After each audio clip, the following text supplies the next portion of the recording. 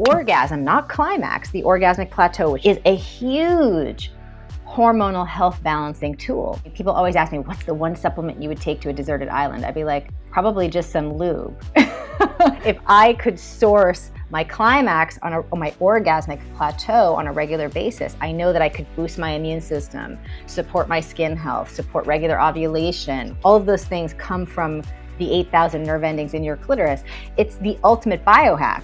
Welcome to Hormone Happy Hour. We are your hosts, Yasmin and Kea. In 2021, we started a company called BIA that's dedicated to empowering women to take control of their health and really understand their hormones. And in the process, we've learned so much from experts around the world, and we can't keep that information to ourselves. So here we are sharing it with the world because everyone deserves healthy and happy hormones. And don't you let anybody tell you otherwise. Preach. So Yasmin, what are you sipping on right now? So it's actually my new thing, surprisingly, is organic Earl Grey black tea. It gives me a good pep in the step. It doesn't crack me out. And I'm just laughing because growing up, I'm Persian. My mom had Earl Grey multiple times a day, and I never used to drink it. I mean, honestly, I don't know how she was drinking that much because it's a lot of caffeine, but it's my new thing, and I'm loving it. I'm loving it. I think I read somewhere a while back that Earl Grey has natural antidepressants in it. Really? So it's actually a very mood boosting tea. Interesting. I love it. Oh, I should drink more of it.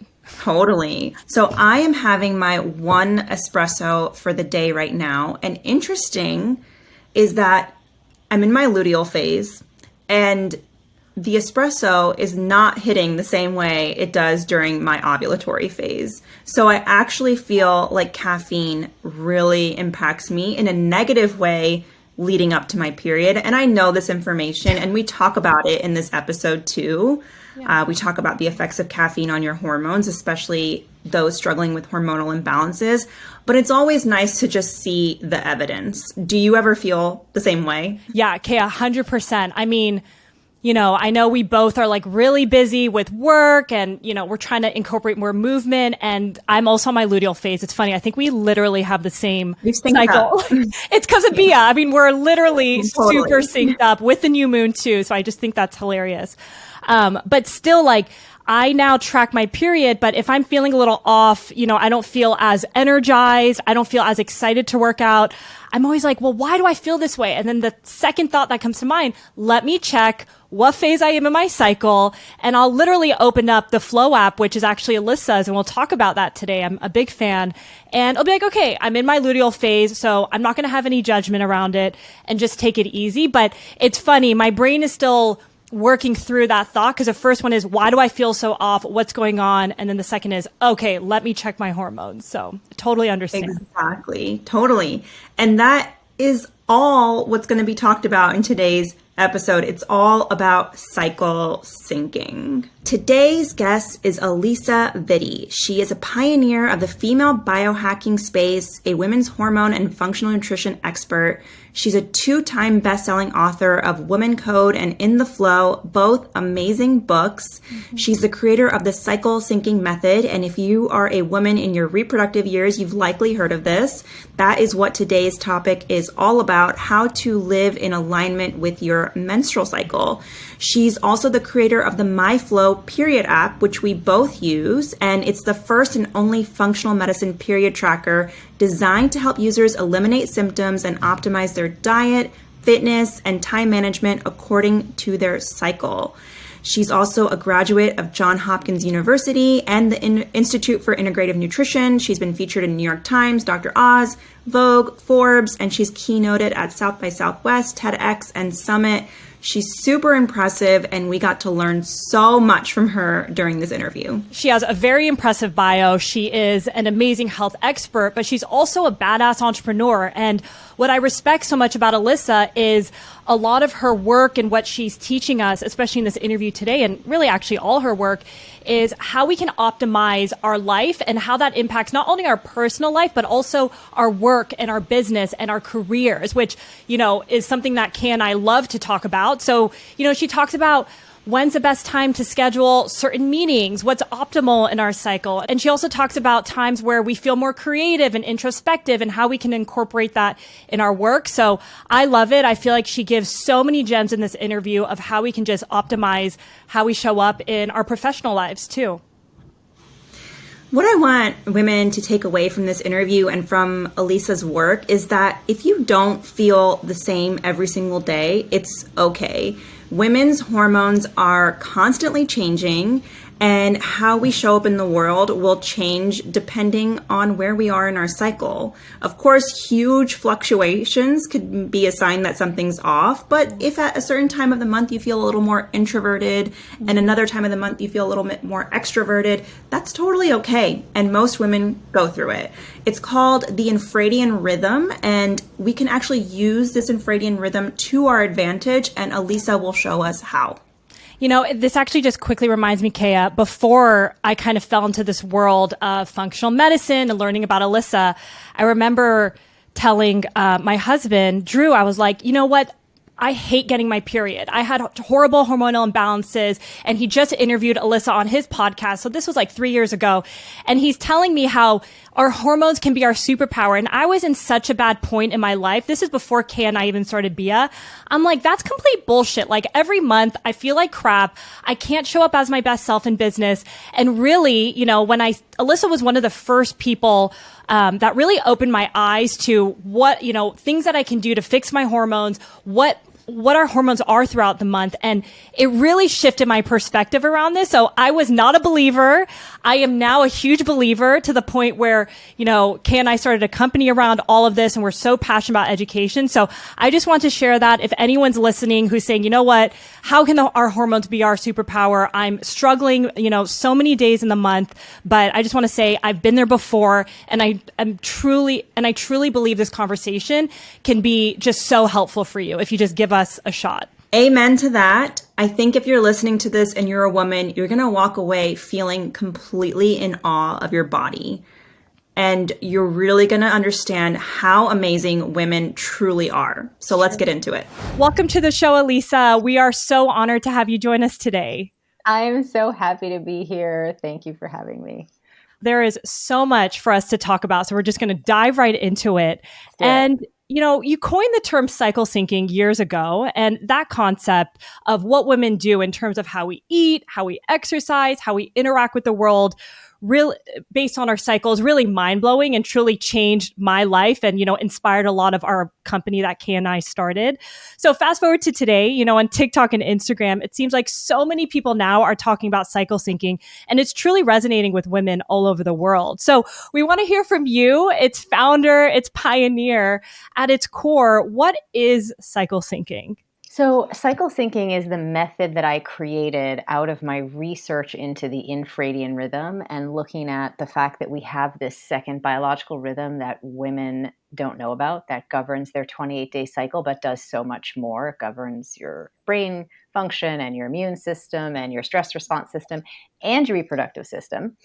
And it just became really clear to me that so many of the reasons why 80% of women will suffer from a hormone imbalance over the course of her lifetime versus 20% of men really came down to the fact that we as women were unknowingly disrupting this infradian biological rhythm and then having symptoms in our cycle and all sorts of other health issues. And so we were performing suboptimally in every category you could think of, simply because we didn't know about this rhythm and then we weren't caring for it properly. So I set about to create a methodology, which I called the cycle syncing method, to help us support this infradian biological rhythm. And it comes down to basically synchronizing three things. There's three pillars to the method. You want to synchronize your food type and calorie intake with each of the four phases of your cycle. Like I said, that infradian rhythm, it maps onto the cycle, right? We experience it over that 28 days, just like you experience the circadian rhythm over your 24-hour period, right? The second pillar is that you want to synchronize your fitness type and intensity with each of the phases of the cycle. And then the third pillar is you want to synchronize your sort of project management, life activities with each phase, right? And this is sort of like your advanced biohacking stuff. But if you really just nail the first two, the food and the fitness piece, you really unlock your endocrine system's true optimal functioning potential, and so that you can alleviate PMS, help other conditions, sort of speed their recovery, continuously keep blood sugar balanced, which we know is massively important for everything, keep cortisol levels low, optimize your fitness as a woman, which is really important because so many women feel like they struggle with that. Yeah. And I love to talk about this because I've lost 50 pounds and maintained that weight loss forever. So I love talking about this. It is not about working harder. It's definitely about working smarter. And and I think it's also, you mentioned that it's sort of become this cultural movement, and it's true. I mean, when the book came out in 2020, the book is called In the FLO. When that book came out, we just kind of got coverage everywhere, and from celebrities and podcasts, and it was a media tour that I had not anticipated. So it took the better part of a year, and we now have sort of this cultural movement, if you will. There's like over 5 million women who are hashtag cycle syncing on combined social media platforms like TikTok and Instagram. And I love that because what it signifies to me is that the thesis that I had in my mind was true, right? That we were kind of, picking at the crumbs of research that was only ever really done on men and postmenopausal women, hoping desperately that it might work for us. That HIIT workouts and the intermittent fasting stuff. And it's like, I'm going to try it, or keto or paleo, and hopefully I'll finally feel the way I've always believed I could feel, right? And of course, we, as the biggest consumers of wellness, the wellness industry, we've tried all the things, we've bought all the products, we've done all the diets and the fads and the trends. And how do we all feel? Are we getting better hormonally? Are rates of infertility going down? Are rates of PCOS going down? Are fibroids going away? Endometriosis getting better? PMS getting?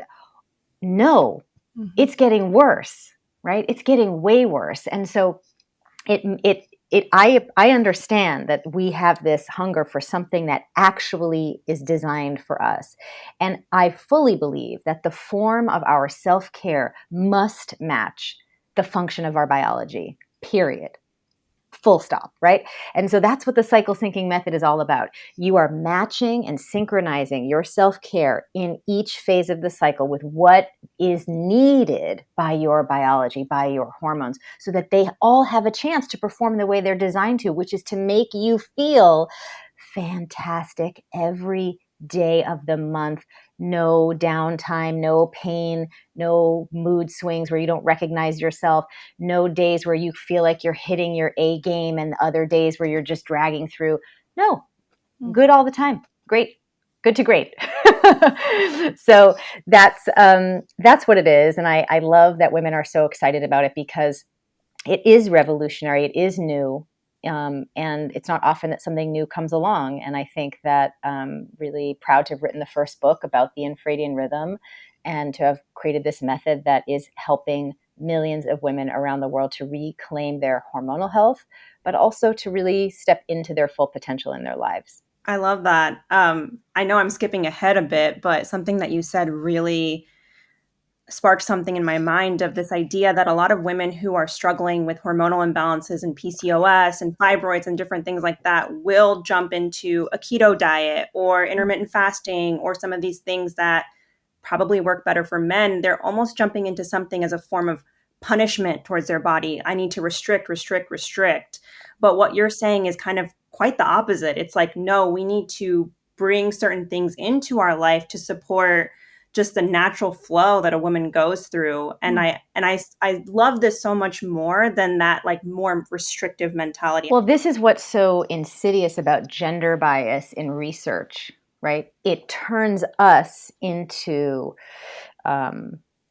sort of accomplices in our own self-criticism and self-wounding without realizing it, right? And so this gender bias in the research, basically, it's from the top down, medical, fitness, nutrition research. It has decided to leave women in their reproductive years out of research, right? So anything you've ever read that says this is good for you You've not been included in that research. Men have, and postmenopausal women sometimes. If there's extra funding, they'll include postmenopausal women. Most of the time, it's just done on dudes, right? And so, but then you're sent, flooded with messages. I think it was 2019. It was all intermittent fasting everywhere in the wellness. I mean, just every article, every media outlet, intermittent fasting was the new gold standard, and every expert was touting it as the thing to do. Not one person was mentioning who the studies were done on, what age, what gender, and were there any differences between the results, right? It was just not being discussed. It was because the research assumption that has been made for all this time is that women must simply be smaller versions of men, and therefore we'll just assume that they have a slightly more slower metabolism. And so in order to kind of compensate, if they just restrict a little more, to your friend's point, and work out a little harder, they should be able to get the same results. We don't know, of course, because we're not actually studying them, but we're just going to throw this out as an idea. This should ring all the alarm bells, right? Because if it's scientific, none of that is science. Like, that is the least scientific sort of assumption ever, right? Because we know biochemically men and women are very distinct. To just say that they're likely similar is nonsense, and it's not good enough. We deserve so much more precision when it comes to what we're being recommended. So there's that, and I think that I've certainly been on my soapbox for the past couple of years, just sort of calling out the fact that we need more gender inclusivity in our fitness and nutrition research. And any guys who are talking about health to a female audience need to be responsible about what they're sharing, to say, hey, this might not apply to you if you're in your reproductive years, as opposed to just trying to sell them products that might likely not work, right? We need to be and then we as female consumers need to be taking our own sort of, understanding to sort of the top level of how we're making decisions to make sure that, is this something that's customized for me, right? So we have to be a little bit more discerning about who we're listening to and what we're doing. That being said, I think we then need to do a little emotional healing, right? So this friend of yours that you talked to, the fact that she stayed on a keto diet to resolve a hormone problem, that for 3 years, that has not made a difference. Let's just think about the emotional state of a person who would continue to do something that is causing her, discomfort, right? That feels like a punishment, that feels difficult for 3 years, right? To try to get a result. That's a person who has been conditioned by this narrative that we have in our culture around women's bodies and research and fitness and nutrition, that really, she's really bought into the mythology, which is that it's your fault. Yeah. Because this is like, she's allowing this sort of abusive kind of dynamic, right? From this cultural narrative, like, no, it's your fault. You're lacking the willpower. If you could just try harder, work out more, restrict more, then you'll finally get the reward someday. We don't know when, but if you keep doing that for yourself, eventually you'll get there. I mean, we need to kind of own the fact that this has had, beyond just the sort of health issues that it's created for so many women, it's also had a real impact on our emotional relationship with ourselves, our bodies, our just, relationship with how we feel. And I think that we need to kind of take stock of that and be gentle with ourselves and jettison anything that feels like, those hard, strict, kind of trends. And then just look to our hormone patterns to give us the guide, right? Anything that says anything, whether it's a success routine for your mornings, which I love talking about, because it's like these narratives are dominated by male coaches, right? Mm-hmm. So if they say to you, okay, secret to success, wake up at 5 a.m., and then go for your morning workout and then do your deep work. And then I'm like, first I laugh on so many levels. Like, one is, okay, who should be doing this? Because what testosterone pattern are we talking about, right? And what hormone pattern are we talking about? A. And B, where do you put your children? Who's taking care of the children? This is my second thought, is who's taking care of the kids while you're off gallivanting for your perfect morning routine. And, just 3, again, it creates a situation in which women are set up to fail, right? And that's just not right. So I go into corporate America all the time and I talk about how do we bring biological rhythm awareness to promote gender inclusivity and equality in our team culture at work. But you need to be bringing that into your relationship. Like if you're with some sort of, biohacking life partner who happens to be male and they're like, okay, 5 a.m., that's our goal. Let's do it. We're going to crush a morning hike, whatever. And you're in your luteal phase and your levels of cortisol are at rest, are more elevated, and you need more caloric intake to keep your blood sugar stable throughout the day. There is nothing wrong with you educating your partner. Not that it should be your responsibility. And I'm sorry that it still is, and that this is just not a normal conversation we all are aware of. But until then, break out the MyFLO app, sign him up for the partner sync feature, and then just remind him, be like, oh, hey, I will not be joining you for that morning activity. You go do your testosterone peaky thing, and I'm going to do my luteal phase thing, and I'll be equally successful as you on my own distinct terms. Thank you very much. Right? And we need to feel the conviction of understanding our biology in order for us to say that and live it. Yeah. As opposed to what a lot of women feel, which is like, oh no, I didn't get up early. I feel so bad. I'm already a failure. I'm so tired. I'm never going to amount to anything. That is why understanding the science of your hormones is so important, because you will then never speak negatively to yourself again. And you can really, again, this goes way beyond just feeling better in your body. This is about you being even in a position sort of orientation wise to your life, right? From a psychological point of view, to feeling like you know exactly what you need to do to go in the direction of your dreams. And I fully believe that, it's a bridge of science that you walk over to help you get there. Wow, this resonates a lot with me, because I think there's so many women, all of us here, even the women listening, we are always looking to optimize our life. And I think the narrative is wake up early, work out, and you see your husband doing it. And that was me. And I remember my husband, Drew, was telling me, luckily he's in the world of health and wellness. So he's aware of Infradian Rhythm. And he had me on his show when my book dropped. So he knows. Yeah. I mean, you changed my life, because I remember before he interviewed you, I was like, hormones are not my superpower. I feel like shit 4 days out of the month. I used to have really bad PMS, and that interview really completely changed my life on how I have shifted everything. But going back to waking up in the morning, I think we're so hard on ourselves to be like our male counterparts, male friends and husbands. And it wasn't really until you mentioned this, so I'd love for you to talk about it. You walk through why men's hormones are different than women. So you've talked about the cyclical nature of women, but if you could quickly chat about why men are the way they are, because once I heard that, I was like, okay, I'm not going to compare myself anymore. Yeah, it's like comparing apples and ducks. It's two different things. Okay.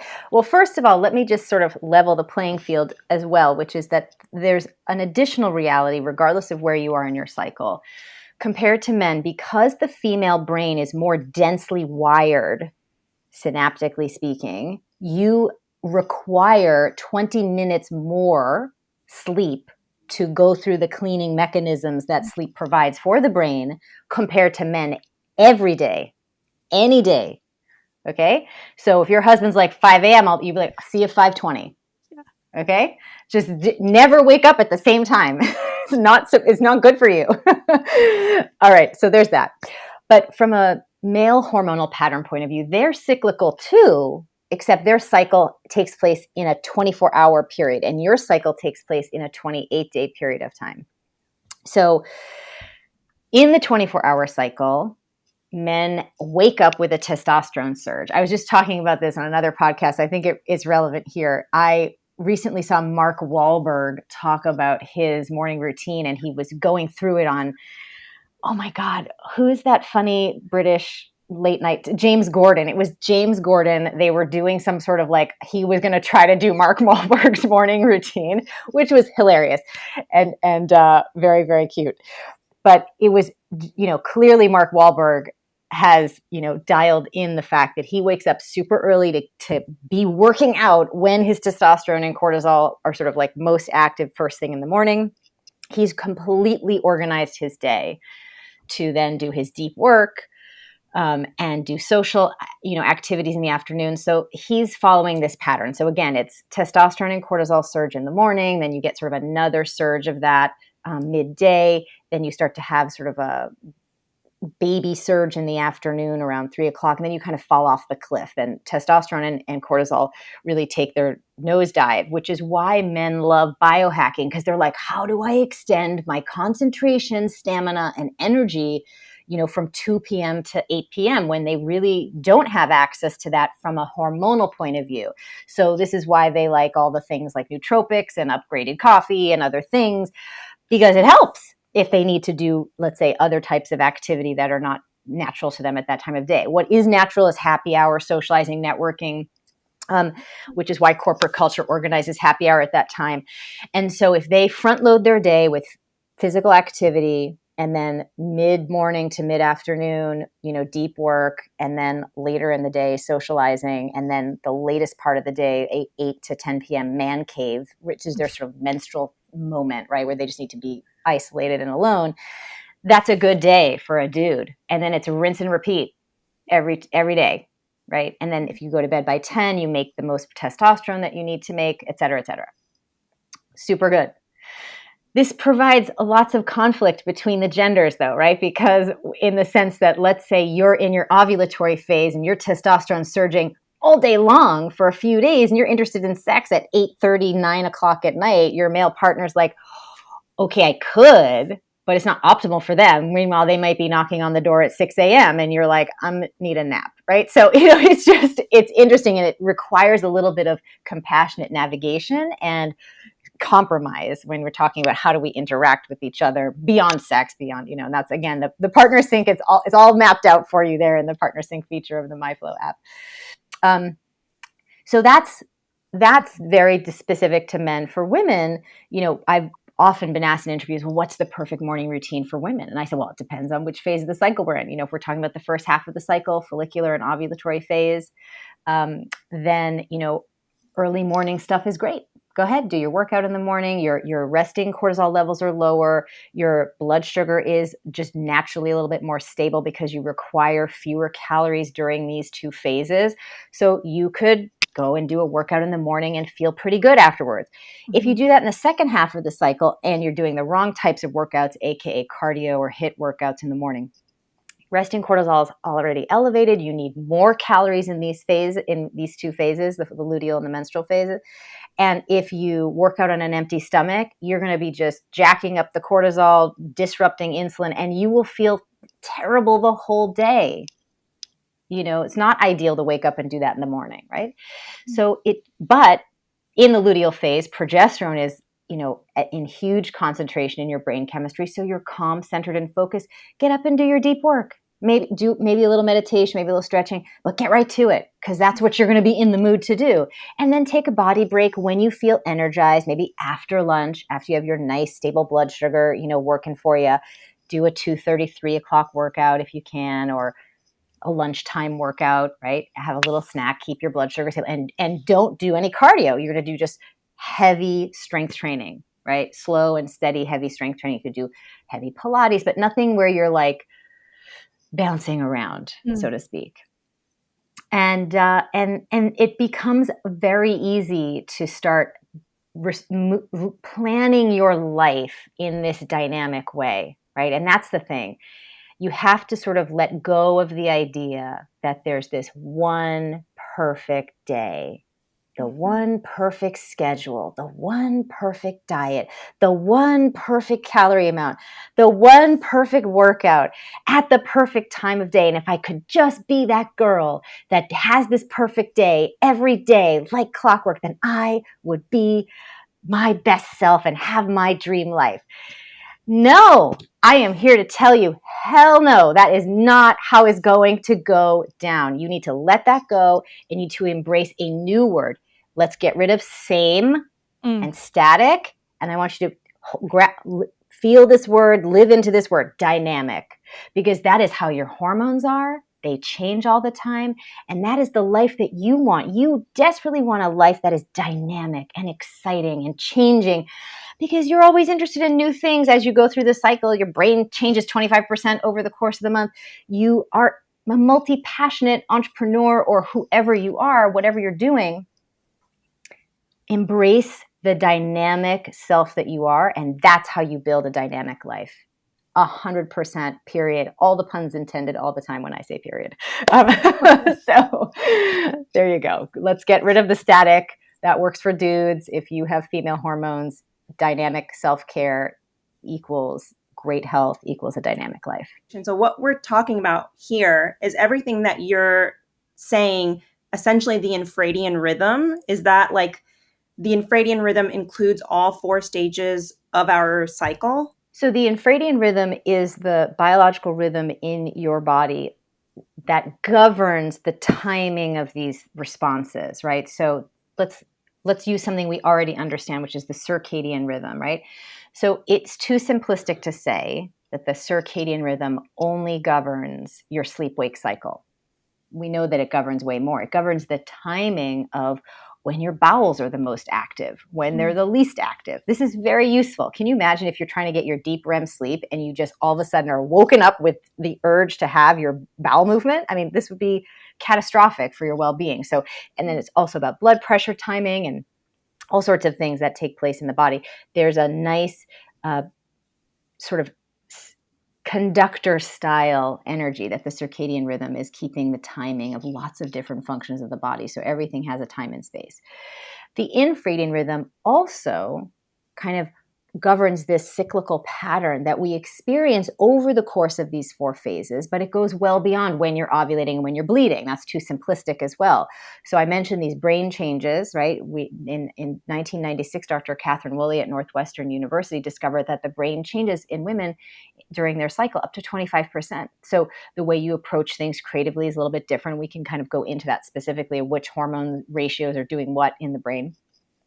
It affects your metabolism. We've already kind of broken that down, and this is all covered in the book in great detail. But the first half of your cycle, your metabolism is slightly slower. Second half of your cycle, metabolism is slightly faster, which is why you need more calories in the luteal phase, right? And why if you restrict calories like you think you're supposed to, you actually worsen PMS. You disrupt blood sugar more. You can create deficiencies with your progesterone. You can affect your fertility. I mean, it's no good, right? You even if you think you want to try to have this willpower and continue to restrict calories, it's damaging your health, and it will not get you the gains in, let's say, weight management if that's why you're motivated to try to do it at all. Again, I've lost 50 pounds twice, once when I recovered from my PCOS and the second time after my pregnancy.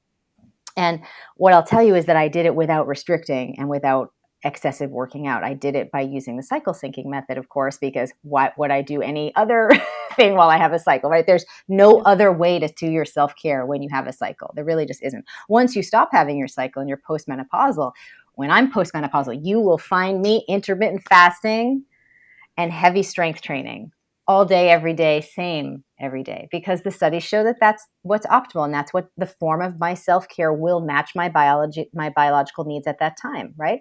So this is just so important. It's using our logic is what I think is really important, as opposed to just illogically saying, well, it's never worked for me before, but I'm going to just keep restricting my calories because I've heard somewhere that that's what I'm supposed to do because I'm a woman. No, just we have to unearth this negative conditioning with mythology that's just not rooted in science and put in the correct information and start acting accordingly. So that's on the metabolism front. It affects your immune response as well. So let's also just call out that more women suffer from autoimmune diseases than men. Yeah. And I would sort of postulate that this massive, ongoing, undiscussed infradian rhythm disruption is not helping that situation in any way, shape, or form, right? because if men are supporting their their sort of 24-hour testosterone cycle, right, and their hormone pattern every day, and their rates of hormone issues, weight issues, mood issues, libido issues, fertility issues, autoimmune issues are less, there stands to reason that if we start supporting our infradian rhythm, we could start seeing those types of statistics drop as well, individually and collectively. It also affects your stress response system. As I mentioned, resting cortisol levels are lower in the first half, higher in the second half. So all of these things then dictate what it is that's needed, right? And then it goes on. And of course, it affects the timing of when things are happening in the cycle, right? So that you're not ovulating every day. Your libido our libido is different throughout the cycle. It's another thing I'm very passionate about talking about. And I'll just put that, it needs a whole other conversation. But what I will say is that I was shocked and dismayed that 60% of women are sexually unsatisfied. But I wasn't surprised, because when you look at the fact that we don't understand our infradian rhythm and its impact on our libido and its pattern, of course, we just assume, based on the narrative that we've inherited that's very toxic from pornography that was created by men, right? That we believe that we should be wet, ready to go, and climaxing in under 3 minutes, which has no reality in your physiological response. And then, of course, layer onto that your hormonal pattern, right? Where you are in the cycle, the testosterone concentration, estrogen concentrations definitely drive lubrication patterns, which are not the same every day or every phase, which definitely drive and dictate what types of foreplay you need and how much you will need to achieve your optimal orgasmic experience.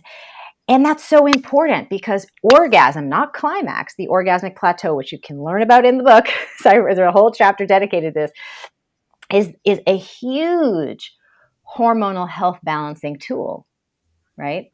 If you want to, people always ask me, what's the one supplement you would take to a deserted island? I'd be like, probably just some lube. Because if I could source my climax on my orgasmic plateau on a regular basis, I know that I could boost my immune system, support my skin health, support regular ovulation, keep my mood boosted, right? All of those things come from the 8,000 nerve endings in your clitoris. It's the ultimate biohack for women, our orgasm. And men are super, like, biohacking guys are the ones that I've talked to, they're really into this for themselves. I'm sure you've heard of some of them talking about how they're, abstaining from ejaculating and why that's beneficial to them. Well, for women, we don't have to abstain. Okay. More is more. The more you have orgasmic plateau, the longer you stay in that phase before climax, which you achieve by using the edging technique, which I describe in the book, you achieve massive hormonal health benefits. So you've got to know how much foreplay you need. You've got to know where you are in your cycle. You've got to start to communicate that with your partner so that you can get all the benefits of that. And of course, you got to do it for yourself too. And jumping in there, I know there's so much we can dig into here, but at a super high level, can you kind of walk through the connection between our sexual satisfaction and infradian rhythm? I know you briefly chatted about it, but within... Yeah. So if you look at the 4 phases, right, you're talking about when you're going to feel naturally, let's say, interested in sex, which is going to be during, let's say, ovulation in the first half of the luteal phase, when testosterone levels are at their highest and when estrogen levels are at their highest. You're going to be the most interested in sex with another person, and that you're going to require the least amount of foreplay during this time, and you're in a naturally wet phase, so the least amount of outside lubricant needs to be brought in. So this is sort of the period of the cycle, these 2 weeks where you don't need as much, right? But in the follicular phase, the second half of the luteal phase, where estrogen and progesterone drop off precipitously, and the bleeding week, these are all dry phases, right? You may still have some lubrication in the second half of the luteal phase. So technically speaking, the follicular and menstrual are the dry phases, but oftentimes women start to feel that they're not as lubricated in the last half of the luteal phase, and that's okay. So these are dry phases, so you have to bring lube to the party 100%. Waiting for yourself to get lubricated is painful, because if you're being stimulated by yourself or your partner or a device, it's going to be uncomfortable. And then there's nothing like 8,000 nerve endings being uncomfortable for you to feel like, you know what, maybe I just don't want to do this right now, right?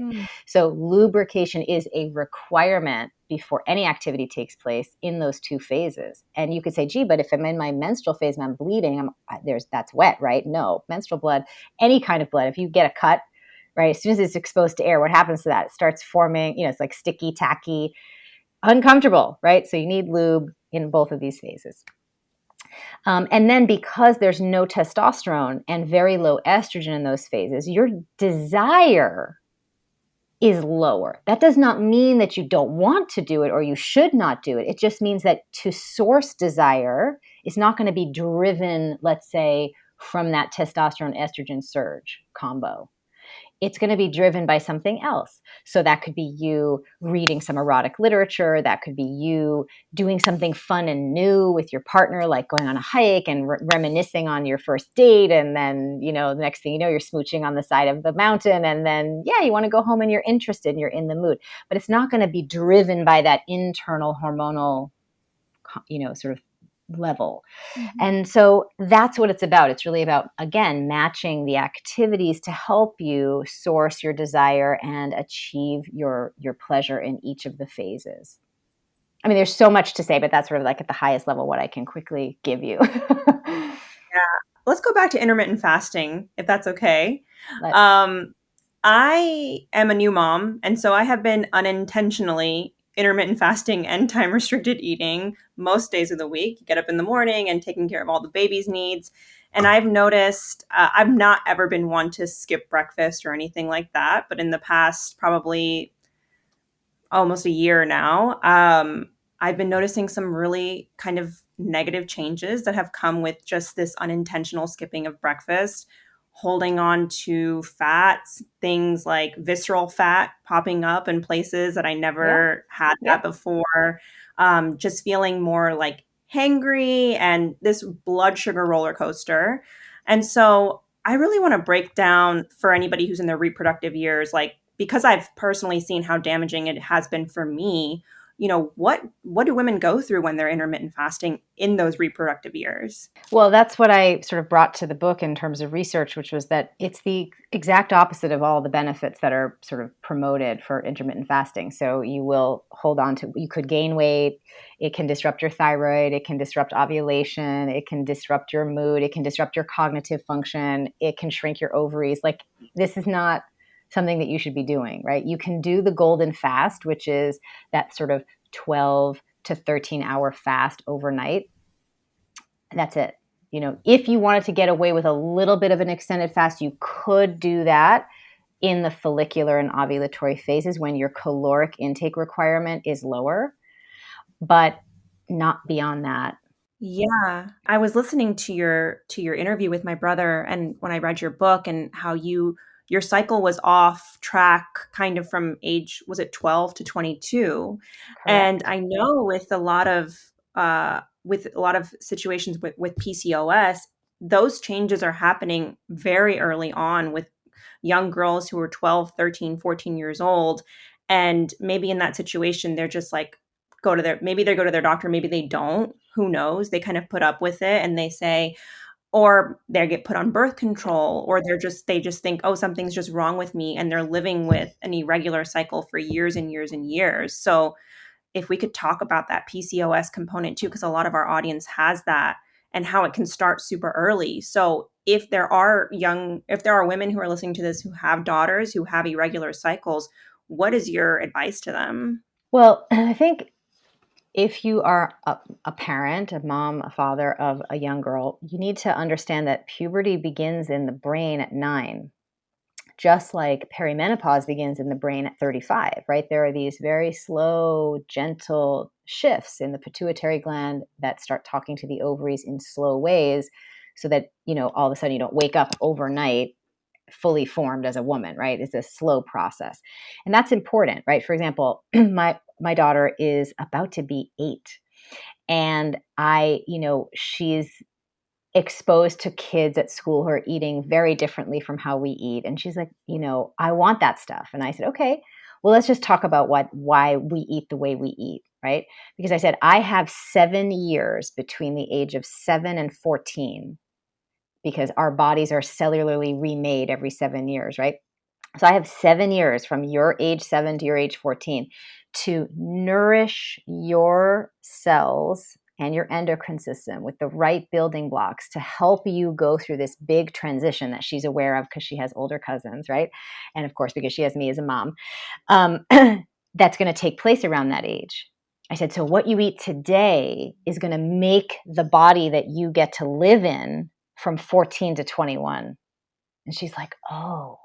So I said, it's okay to have some, junky things from time to time, but 90% of the time we're going to eat the way that our bodies require, right? So for example, we were having a whole conversation. We've changed her breakfasts because I've noticed that she's doesn't like a lot of breakfast and then she's crashing, her blood sugar is just not stable, right? So this morning she had a piece of whole grain bread that I cooked in butter, copious amounts of butter. I put sauteed bison and onions on top of it, and I melted a piece of goat cheese and I served it with sauerkraut and sliced apples. She gobbled this down and she'll be good till lunch, right? So, and I said to her, I want you to pay attention. How do you feel 30 minutes after you eat this breakfast? And then how do you feel by lunchtime? She's like, okay. So I'm having her start to build this relationship with herself at 7 and 8 with self-reflection of how does food make me feel? Because really, if we want to set our daughters up for success in puberty, we got to start talking to them about their relationship with their bodies, their responsibility to care for their bodies at 7 in age and stage appropriate ways. I have not talked to her about her period yet. We'll get there when it's time. But right now it's about, what is your poop telling you? Do you need more water? Do you need more vegetables? Right? What is this? How is this food making you feel? What are carbohydrates? How many should, how much, what's sugar? What's an okay carbohydrate? We're just sort of like learning about basics of good self-managed nutrition so that she is confident. And then when I layer on teaching her how to cycle sync her diet and I feed her those foods because I'm going to be responsible for the cooking, she'll know why she's eating certain things at certain times. And it'll be a fun thing to look forward to, as opposed to what we just leave our girls to fend for themselves. We don't teach them anything. We don't get them excited about what's going to happen. It's extraordinary what happens to a woman, right? And all these superpowers that she has and all the special cognitive gifts that are given each phase of the cycle. The fact that you 3D print an organ every month, the endometrium, you can 3D print a human if you want, and their organs. I mean, we are the most efficient extractor of nutrients compared to males, right? We have a stronger immune system, a more densely networked brain. We're just better natural leaders. I mean, like I outlined this in detail in, I think it was chapter 2 of the book, in the FLO. I just want women to recognize that the fact that we've been told some negative things about our period is one thing, and that has its own impact to recover from, but we've also just had this negative impact from omission, right? These facts, these are just, everybody in the scientific community is aware of these facts, but they're not part of our cultural conversation. And this omission of the fact that you are a very powerful biological creature, right, by design, not being told that has an impact. If you were told from a young age, you have an extraordinary body because of your female hormones, right? You would maybe have a different opinion of yourself. Maybe you'd think about the world and your role in it in a different way, right? So I think it's important that we start layering in these conversations and caring for our children's, hormone systems from a young age and being sensitive to that. So I go out of my way to make sure that there's no chemicals in the house, in our cleaning products. We eat organic. I make her wackadoodle things like the thing I just described for breakfast. There's no cereal for breakfast in our house, right? We pack school lunches, even though, she would rather have tater tots, right? And she eats what we give her for now, and that's fine. And I teach her to feel excited about all these different things that she can be learning about as she gets older. And so, I just think it's important that we learn ourselves as parents and support our girls as much as we can. Yeah, thank you for joining us. It was really great to connect, and hopefully we can chat soon. Thank you. Bye.